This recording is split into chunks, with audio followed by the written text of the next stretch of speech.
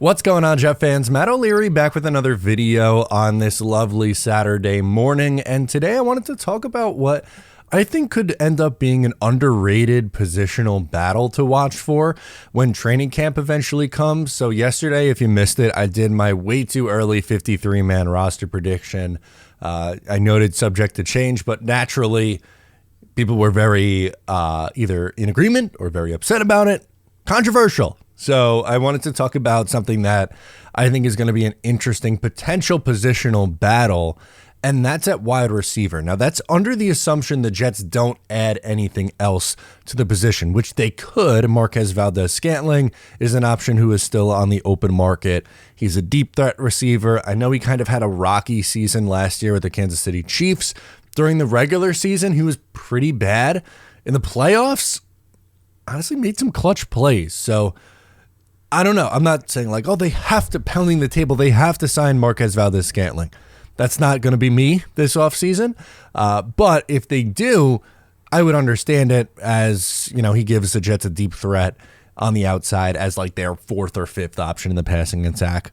I could live with that. But under the assumption they don't add anyone else, I want to talk about Jason Brownlee versus Xavier Gipson, because I think there's a very good chance the final wide receiver spot could come down to one of those two guys. Now, in my projections, I ended up carrying 7 wide receivers, so I kept both Jason Brownlee and Xavier Gipson, but with the Jets' state of the roster, they have let's be honest, they have a very, very good roster, so you have to make some difficult decisions, and maybe carrying 6 wide receivers is the way to go. So the 5 that I think are absolute locks is Garrett Wilson, Mike Williams, Malachi Corley, Allen Lazard, and Irv Charles. Yes, Irv Charles, not because of his wide receiver prowess, how he is as a pass catcher, but for special teams. The Jets let Justin Hardy walk in free agency, so they need Irv Charles to play specials. He's going to essentially be the gunner on special teams, I would think. We'll see if that changes in training camp in the preseason, but Irv filled in for Justin Hardy when he was banged up during the regular season last year. So I would imagine that Irv Charles is making the roster as a special teamer. Again, could they carry 7 receivers and keep both Brownlee and Xavier Gipson? They did that last year. So sure, it is possible. But if they only want to carry 6, who of the two makes it? And I think most people would go, oh, by default, it's Xavier Gipson. And it very well could end up being Xavier Gipson, but I think it's closer than some fans maybe realize here. So I want to talk about, we'll start with Xavier Gipson, and then we'll go to Jason Brownlee, number 2. So Xavier Gipson does play a role on special teams. At least he did last year. He was the Jets' return man, and he had the amazing game-winning punt return for a touchdown in week 1. Tremendous story. Really, really good stuff. It was a really exciting play. It was an emotional game, as we all remember, for a very, very good reason.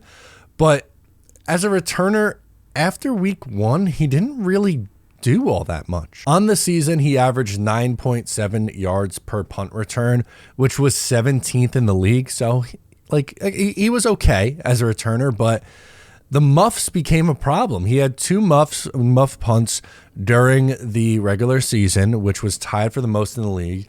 If you remember, during the preseason, there were multiple examples of him struggling catching the ball with punts, and that makes me nervous. It does. Those guys always made me nervous, even from when I was younger. I kind of always liked the sure-hand guy who maybe, he's not as explosive, not as boom or bust, but give me the consistent, he's going to catch it. You're not holding your breath like, is this the one where he's going to drop?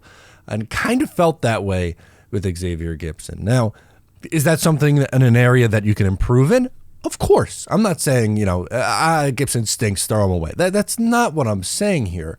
But when you're looking at the pros and cons of a player, which I think is what you have to do when making these very difficult roster decisions, the ball security on the punts would be a con for me right now. And we'll see, obviously subject to change. We'll see how he does in training camp. There's, as I mentioned, in year 2, there's obvious room for growth, but that was a red flag. The other thing is he's another guy who would be an exclusive slot receiver at this level. At 5'9", 189 pounds, like there's no playing Xavier Gipson on the outside, which is fine. Like, you need slot receivers, and there are guys who just eat out of the slot. But with Malachi Corley, there's less room to go around, because Corley is going to be, when they go 3 wide, he's going to end up in the slot. Allen Lazard could line up as a big slot. They like to move Garrett Wilson into the slot. So I wonder if they would actually want to keep another just exclusive slot receiver. They may, because again, he plays special teams and Jason Brownlee doesn't, but it feels a little bit on the repetitive side. As for Jason Brownlee, that is someone who is absolutely a prototypical outside receiver at his size, 6'2", 198 pounds. Now, as I mentioned, he doesn't have that special teams factor, so I don't know if that's something that maybe holds him back as a depth wide receiver. More often than not, if you're going to be a team's 6th wide receiver on the depth chart, you have to, or 5th maybe in this case, you have to play some special teams. Most do at that point, but if they want another outside guy, then maybe Brownlee's the option. Because what they have right now, Mike Williams is an outside receiver, and then the next one up after that is Allen Lazard. Now, maybe they are confident in Allen Lazard bouncing back with Aaron Rodgers instead of playing with Zach Wilson, Trevor Siemian, and Tim Boyle. Okay, I'm not as confident in that. I hope he goes back to the version of the player he was in Green Bay, because, you know, we could debate whether he should have been this team's number 2 wide receiver and worth the contract. I think we all agree at this point that was a mistake. But like, he was a player in Green Bay. He was this past year with the Jets. He was unplayable, and he was a healthy scratch down the stretch for the Jets.